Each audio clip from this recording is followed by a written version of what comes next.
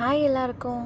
வெயில் கொளுத்துது. இந்த சம்மரில் நம்ம உடம்பையும் மனசையும் குளிர்ச்சியாக வச்சுக்க ஒரு பெஸ்ட்டு டிஷ் தான் இந்த சொரக்காய் கூட்டு.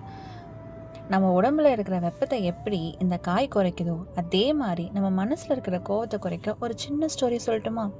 ஒரு நாள் ஒரு சிஷ்யன் அவரோட குரு கிட்ட போய், எனக்கு எப்பவும் கோவமாக வருது, மனசு அமைதியாகவே இல்லை அப்படின்னு சொன்னார். அதுக்கு அந்த குரு ஒரு பாத்திரத்தில் தண்ணியை நல்லா கொதிக்க வச்சார். அப்புறம் அந்த சிஷ்யன் கிட்ட, இந்த கொதிக்கிற தண்ணியில் உன் முகத்தை பாரு அப்படின்னு சொன்னார். சிஷ்யன் சொன்னார், குருவே தண்ணி கொதிக்குது, இதில் என் முகம் தெரியல அப்படின்ட்டு. குரு சிரிச்சிட்டே சொன்னார், அதே தான், தண்ணி அமைதியானாதான் உன் முகம் தெரியும். அதே மாதிரி உன் மனசு கோவத்தில் கொதிச்சுட்டு இருந்தால் உனக்கு சரியான பதில் கிடைக்காது. மனசை குளிர்ச்சியாக வச்சுக்கிட்டாதான் உண்மை புரியும். நம்ம லைஃப்பும் இந்த சொரக்காய் கூட்டு மாதிரி தாங்க. கொதிக்கிற விஷயத்தில் கூல் பண்ணி பார்த்தா வாழ்க்கை ருசியாக இருக்கும்.